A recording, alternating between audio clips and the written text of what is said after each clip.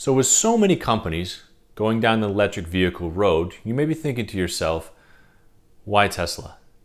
GM has an EV, Porsche has an EV, Volkswagen has an EV, Chevy, Ford with the Ford Lightning and the Mach-E. There are so many EVs out there, and there's even more coming. With Rivian, it's the first one to come out with an EV truck. The Lucid Air, the first one to come out with, well, the Dreamliner anyway, the first one to come out with a super luxury EV. So why Tesla? Why would you pick a Tesla? There are plenty of arguments against Tesla, I suppose, if you think of build quality and maybe time to wait to get the car. But there are so many arguments for Tesla, myself included. There are so many things I can think of that I love about the car that you're just not going to find in any other EV. And that's what we're going to be talking about today. So sit back, relax. You guys are watching The Tall Tesla Guy.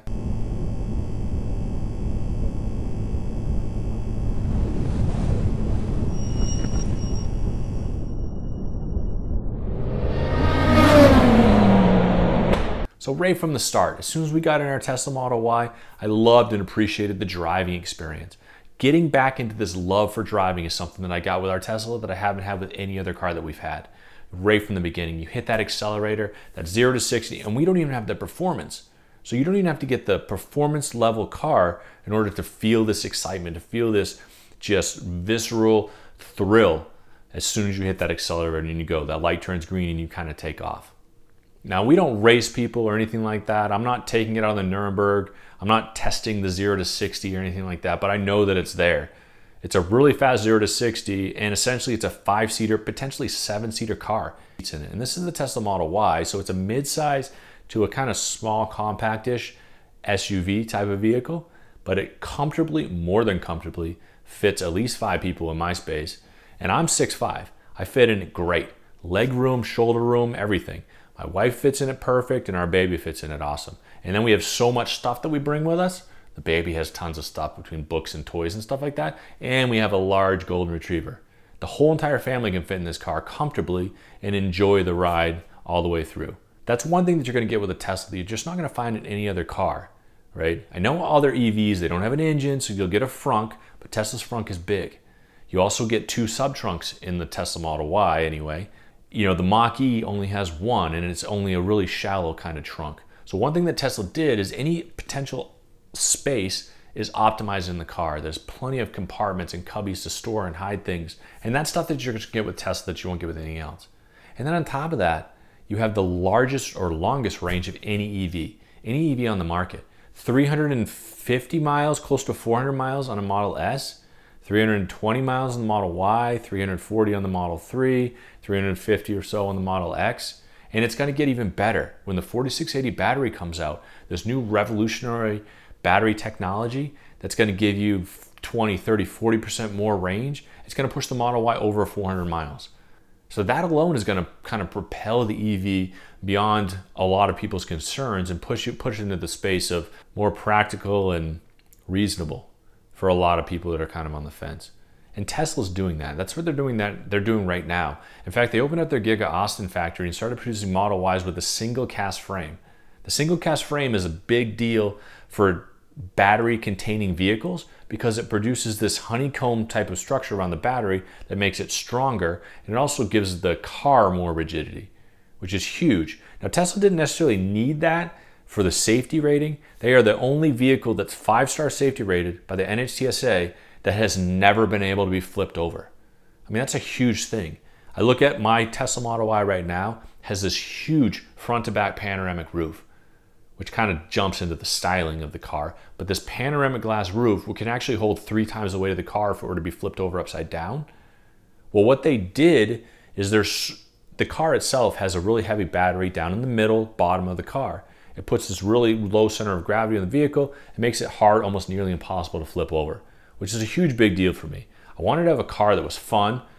I wanted to have a car that I could fit in, that my family could fit in, but it was also going to be safe. And that's what I get with Tesla. Now, I can't say that other vehicles, other EVs aren't going to be safe, because they're going to do stuff to be safe as well. I know they're all going to have a heavy battery pack in the middle. They're probably hard to flip over too, but Tesla is the only car that NHTSA, now this is the SUV one, which was the Model X at the time. They also did it with the Model Y recently. It determined that neither of them would be able to be flipped over. They couldn't flip it over at all with all their tests that they were doing, which is a huge thing. and it's exciting. So 5-star safety rating is a major reason to get a Tesla over any other car. And then you get the charging network. Because no matter what you do, how much range the car is, I'm going to be honest with you, you're always going to be thinking about it. Range anxiety isn't something that I carried through after I took my first road trip with the Tesla, but just like you think about how much gas you have in your car, you think about it in the EV. Well, in the EV space, you don't have gas stations on every corner. You don't have EV charging stations on every corner. So you have to kind of have it in the back of your mind a little bit. Well, what Tesla did before they even kind of launched their first car was started their charging network. And they went coast to coast pretty quick, and they even expanded into Canada, down into Mexico, other countries around the world with this super extensive charging network, and they're planning on another 30,000 chargers over the next 2 years. Other EV charging station networks are talking about hundreds of chargers over the next couple of years. Well, Tesla's in the thousands. It's one thing they're doing to kind of bolster up their charging network is getting more and more superchargers that are faster and faster and faster. It's going to reduce the amount of time that you have to go to a supercharger, in frequency anyway, with the 4680 battery, but also decrease the amount of time you have to stay there. A lot of times these superchargers are at places you want to be anyway. They're pretty much anywhere you want to be in the country, but for the most part, you pull in, you can go and get some food, do some shopping, whatever you're doing, come back out, your car's charged up and you're going. 300 miles of range in a Model Y is probably closer to 270 miles. So if you're driving 1,000 miles, you're going to have to stop every so often to charge back up, and you're going to have to spend about 20 minutes to a half hour to charge. I mean, that's kind of a given. That's a given with any EV. Now, Tesla is going to be about 20 minutes. If you were to go to Electrify America, you're going to be about 40 minutes to get the same amount of charge, and that's if the system is working, right? So in the EV space, Tesla is way, way far ahead of any other EV, and is leaps and bounds years ahead of what other EVs are going to be, the future ones anyway. However, it's getting closer and closer and closer with the V3 and V4 superchargers to being better than a gas station stop. Not quite there yet, but maybe a year or so down the road it will be. But I can tell you though, everything else that the car offers definitely makes up with any amount of time that you have to spend at a supercharger to charge up. It's quick anyway. And then really the styling, right? So an EV doesn't have to be this radical Jetson type spaceship sort of thing. The Tesla Model S, in my opinion, the Model X, the 3 and the Y are some of the best styled vehicles that are out there. I like the way they look, kind of love it or hate it on the Cybertruck. It's not here yet anyway, but it is definitely a radical design. You can't argue with that. I like the way the Teslas look. I like the way that they feel when you're driving them. So the styling and design, I love the way the car looks. I've already talked about the panoramic glass roof, and I can't say enough about it. The Tesla Model Y's panoramic roof from the front all the way in the back is an amazing experience. In fact, they did a short video driving through New York City just talking about one of the best features of the Model Y that nobody ever talks about is the glass roof. Just with a camera facing up, you can see all the buildings, the skies, everything. Adding the styling to it is almost like a cherry on top, but we've loved our experience from the beginning to now. A little bit over a year, a little bit over 12,000 miles that we've seen in the car, a couple of road trips, some family trips, and then the day-to-day commute. And I can say all around, best vehicle I ever had, best experience I've ever had with a car. And it's one of those ones that I'm going to carry on through for years to come anyway.